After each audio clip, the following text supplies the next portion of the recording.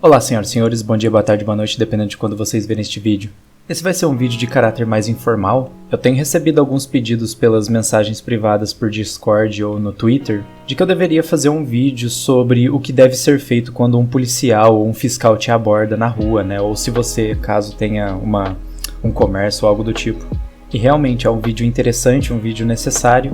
Eu não vi muita gente abordando de maneira direta isso. Se vocês viram, postem aí nos comentários, né, os links, esse tipo de coisa. Às vezes eu até coloco na descrição do vídeo. E é muito legal quando a comunidade manda sugestões do que deve ser gravado no canal. Eu particularmente gosto muito desse tipo de coisa, indica que o canal está gerando um certo nível de engajamento, isso é muito bom, e isso ajuda a comunidade como um todo, pois nós vamos agir como um meio de informação descentralizado dessa maneira, ao invés de nós ficarmos aqui discutindo apenas coisas que vêm da minha cabeça, né, o que eu vejo por aí.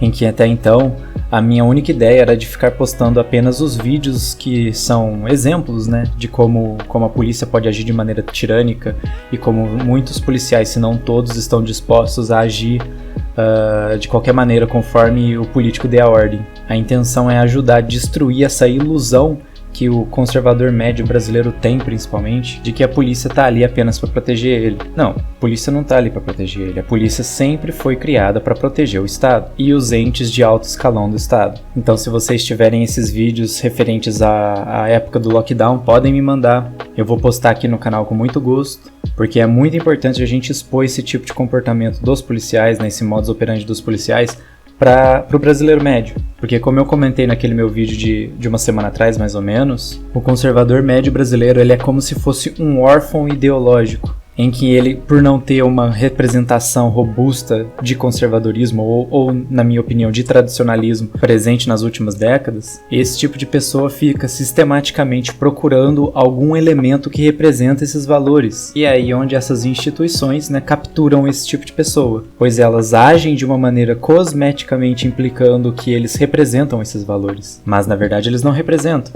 pois é impossível uma prisão ou uma autuação ser justificada pelos princípios filosóficos conservadores, que remetem ao bom, belo e justo ontológicos. E um inocente nunca deve ser agredido, apenas quando ele deixa de ser inocente e se transforma qualitativamente em um agressor. Aí você consegue justificar racionalmente a prescrição do uso de força contra ela, que seria basicamente a autodefesa no libertarianismo. Mas como todos nós sabemos, os conservadores brasileiros eles não seguem esses princípios filosóficos conservadores. Muito provavelmente, se um conservador médio brasileiro lê Edmund Burke, por exemplo, a pessoa vai achar o Burke extremista demais. Ele era, por exemplo, um cético político absurdamente grande, tem ali nas suas obras tendências jusnaturais muito fortes, mas ele é apenas um exemplo, né? Existem vários autores conservadores genuínos na literatura. Talvez os mais genuínos e rebuscados de todos seriam os tomistas, mas esse não é o enfoque do vídeo. O enfoque do vídeo são os conservadores médios brasileiros, que, como eu sempre falo aqui no canal, eles têm mais uma tendência, uma natureza de cultuar o tradicionalismo apenas e não necessariamente um conservadorismo. A tradição dentro do conservadorismo, ela não é apenas cultuada por ser antiga ou tradicional. Existe um processo avaliativo, qualitativo dessa tradição, que passa por uma dosagem a fim de representar uma justificativa ou não, se ela deve ser mantida ou modificada. Sendo a verdade, por exemplo,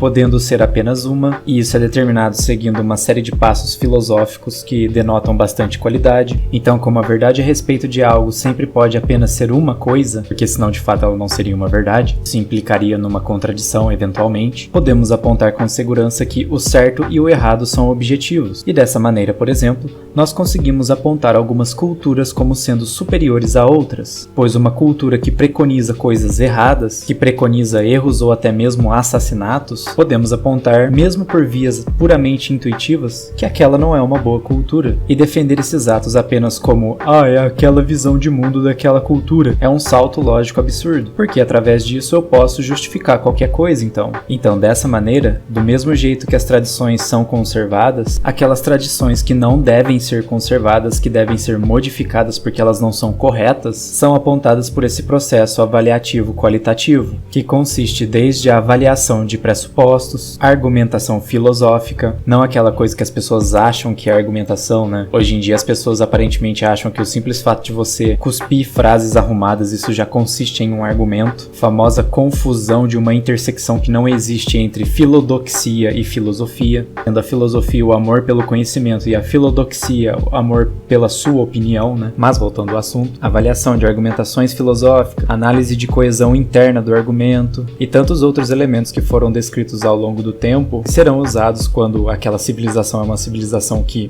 é honesta, para realizar essas dosagens e assim se direcionarem para o bom, belo e justo ontológicos, e se distanciarem da relativização, que é um dos grandes pilares do progresso da agenda pós-modernista atualmente, e tem sido nos últimos 80 anos, né, de certa forma. Só que falar esse tipo de coisa para um conservador médio brasileiro, que muitas vezes já está imerso na programação do marxismo cultural, do método Paulo Freire e tantas outras estratégias que promovem inconscientemente esse tipo de tendência de comportamento, talvez bombardeá-los com inúmeras evidências de que várias das instituições que eles idolatram não necessariamente representam esses valores que eles acham importantes. Na verdade, elas representam valores muito mais obscuros que muitas vezes eles não percebem. Então, se vocês terem esses tipos de vídeo, podem me mandar.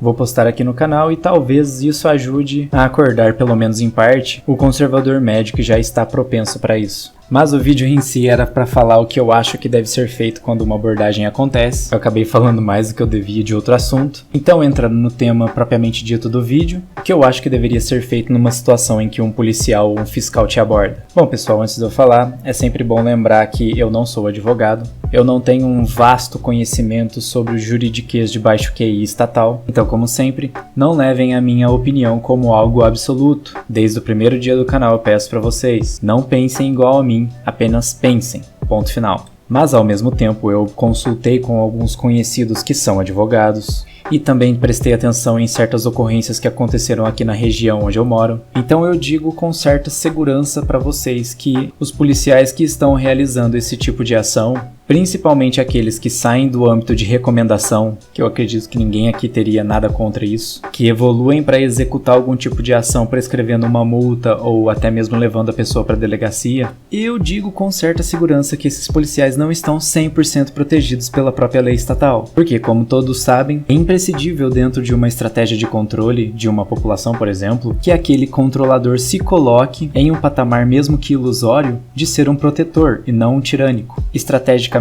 falando, isso é muito bom, pois as pessoas vão ter uma tendência de resistir a você menos, porque dessa maneira, ao longo do tempo, a população que está sendo tolhida tem a sua visão turvada, a um ponto em que ela não consegue mais identificar com certa qualidade a diferença de um roubo e um tributo, por exemplo. Então, grande parte das constituições ao redor do mundo sempre vão tentar rebuscar alguma valorização no justnaturalismo, nos direitos fundamentais ou nos direitos naturais, ou naqueles chamados direitos inalienáveis. E a partir desses, como uma população que agora tem a ilusão de que tem algum tipo de escolha ou a ilusão de que ela tem os seus direitos respeitados só porque eles estão escritos num papelzinho, os políticos trabalham em cima disso, usando um vasto arsenal de falácias e absurdos justificativos que não possuem nenhum tipo de peso derivativo, e assim basicamente nascem as leis estatais. Mas por conta dessa necessidade estratégica que todo o Estado tenta postular, os resquícios justnaturais que possuem ali ainda são bastante poderosos, em muitos casos sendo resguardados no mais alto nível de autoridade mesmo dentro dessas constituições, onde que um verdadeiro estado de sítio precisaria estar implementado para que, em teoria, esses direitos tenham sido revogados de fato. Mas essa foi apenas uma descrição dessa dinâmica e me baseando em conversas informais que eu tive com advogados, com o sentimento de repúdio geral da população e o medo das autoridades em terem algumas máculas em seus currículos, pois isso pode, de certa forma, causar algum atraso em suas carreiras,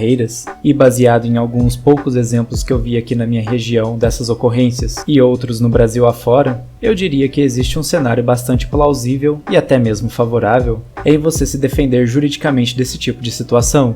E eu não estou falando apenas no sentido de você contestar a multa e eventualmente não ser obrigado a pagá-la, pois pelo que eu sei isso já é uma prática bastante corriqueira e que pode muito bem ser a sua estratégia, sem problema nenhum. Mas o que eu falo aqui não é apenas de você se eximir de ter que pagar a multa, mas também de você montar uma defesa jurídica e até mesmo buscar a responsabilização das pessoas que te autuaram. Note que eu não estou falando para ninguém fazer perseguição jurídica a outra pessoa, e sim dar chance relativamente plausível de buscar uma responsabilização jurídica, caso ela seja cabível. Então, portanto, se você for abordado na rua por um policial, por exemplo, Seja educado e cordial. Entretanto, deixe bem claro que você não quer ser parado, interrogado ou mantido ali naquela localidade sem um bom motivo aparente. Se isso não funcionar, tente apelar para o lado humano que ainda possa existir naquele policial e comente as diversas problemáticas que implicam as questões do lockdown e de outras estratégias generalistas utilizadas para pessoas saudáveis que não foram devidamente demonstradas. Tente se manter calmo e cordial a todo momento, e se você perceber algum nível mais alto de truculência, comece a adotar respostas bastante curtas ou parar de responder completamente. Pergunte com educação se você pode ir embora ou se você está preso. Se ele for te escrever uma multa ou te levar preso, tente não resistir e seja educado, pare de responder qualquer pergunta, certifique-se de gravar a coisa toda, obviamente, né?